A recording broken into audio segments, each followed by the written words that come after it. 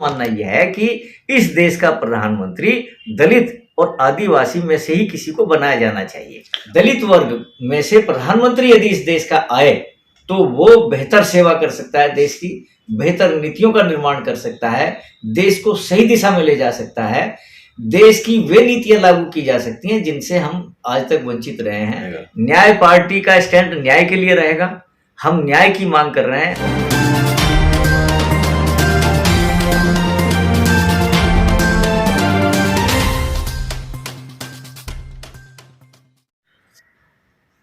Sir, स्वागत है आपका हमारे चैनल पर। आज कल एक विकल्प की तलाश चल रही है। मौजूदा सरकार से हर कोई खफा है। हर वो आवाज जो उठाने की कोशिश होती है विपक्ष के द्वारा, उसको दबा दिया जाता है। क्या मानना है आपका? नमस्कार। देखिए, जो बात आपने कही है, सत्ता में बैठे हुए लोग हमेशा ये सोचते हैं कि वो हमेशा बैठे रहें और उनके हर तरीके से प्रयास ये रहते हैं कि वो किसी न किसी रूप में बैठे रहें। ये सत्ताधारी का एक मन होता है और एक उनकी नीति भी ये रहती है और कोशिश भी ये रहती है। तो ये कोई नई बात नहीं है। ये जो आज की सरकार के द्वारा जो किया जा रहा है, जो आप बात कह रहे हैं, ये कांग्रेस ने भी पहले किया था। कभी उन्होंने भी देश में इमरजेंसी तक लगा दी थी, आपात स्थिति लगा दी थी और किसी भी रूप में सरकार में बने रहने का उन्होंने प्रयास किया था। तो ये भी उसी काम को कर रहे हैं। बल्कि ये तो अभी वहां तक गए भी नहीं, इन्होंने तो नेताओं की धरपकड़ अभी की भी नहीं है। तो ये जो है ऐसा एक स्वाभाविक रूप से है कि सत्ता में बने रहने का ये इनके प्रक्रिया जो है, हर सत्ताधारी दल इस बात की कोशिश करता है। जी, सत्ता को हिलाने के लिए अभी राहुल गांधी जी ने एक भारत जोड़ो यात्रा शुरू की थी और उससे सरकार घबराई भी थी। लगता था कि अब जो है विकल्प पर वो बनेगा। क्या लगता है कि वो विकल्प बन पाएंगे या नहीं?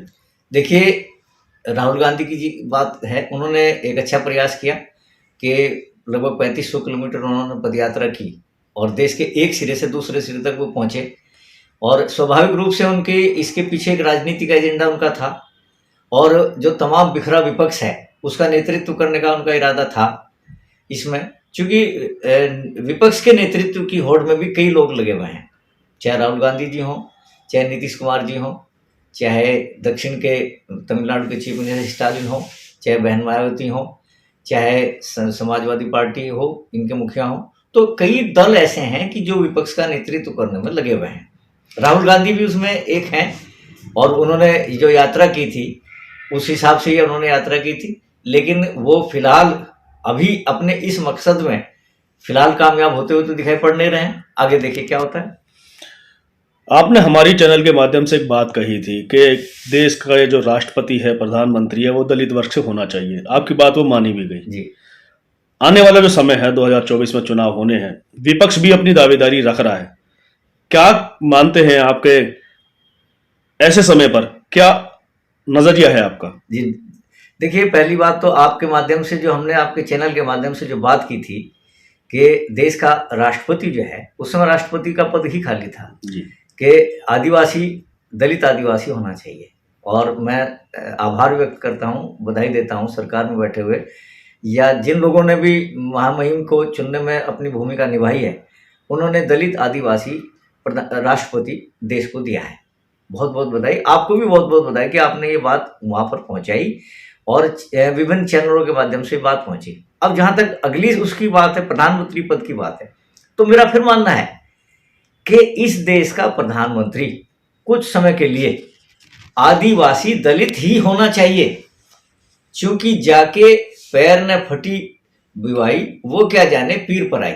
यानी आदिवासी दलितों ने जो समस्याएं झेली हैं, अपने ऊपर जो अपमानजनक स्थितियां झेली हैं, उन्हें उस बात का कम से कम सत्ता पे बैठ करके वे उन नीतियों को लागू कर सकेंगे कि जो गरीब जनता के हित में होंगी, दलित जनता के हित में होंगी, पिछड़ों के हित में होंगी, जो बैकवर्ड क्लास जिसे हम आर्थिक आधार पर कहते हैं ये गरीब है, ये वो किसी के खिलाफ तो होंगी ही नहीं, लेकिन गरीब वर्गों के हित में होंगी वे नीतियां जो वे लोग वहां बैठ करके बनाएंगे जब वो प्रधानमंत्री स्वयं बनेंगे।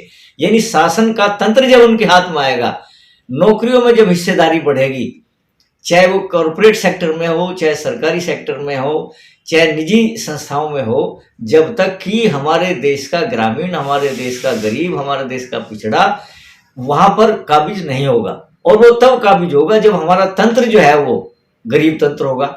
और गरीब तंत्र होने के लिए जो आज तक वंचित रहा है, उस व्यवस्था को संचालन करने में जो आज तक वंचित रहा है, दलित कह सकते हो, आप उसे आदिवासी कह सकते हो, वो उसके हाथ में तंत्र आना चाहिए। और मेरा तो मानना यह है कि इस देश का प्रधानमंत्री दलित और आदिवासी में से ही किसी को बनाया जाना चाहिए। अभी आपने दलित या आदिवासी की बात की, प्रधानमंत्री बनाने की बात की।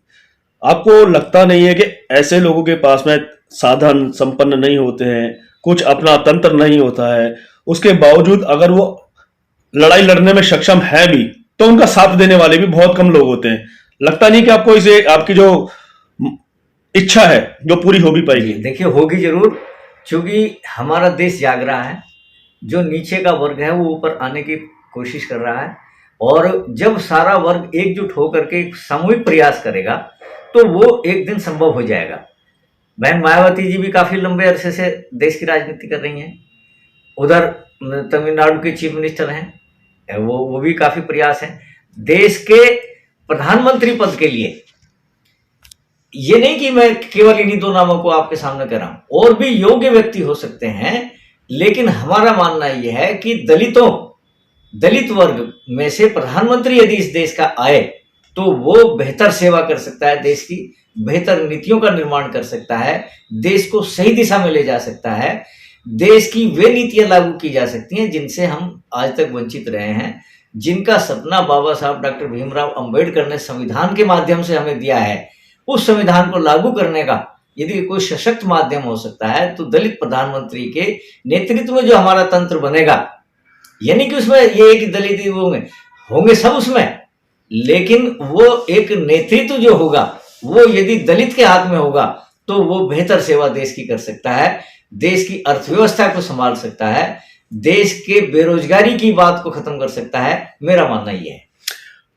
फिलहाल तीसरे फ्रंट की, थर्ड फ्रंट की बात की जा रही थी, विपक्ष की बात की जा रही थी, और वो अब बात नदारद सी दिखाई दे रही है। और अभी आपने दो नाम लिए, बहन मायावती जी का और स्टालिन साहब का। बेहतर विकल्प आप किसको मानते हैं?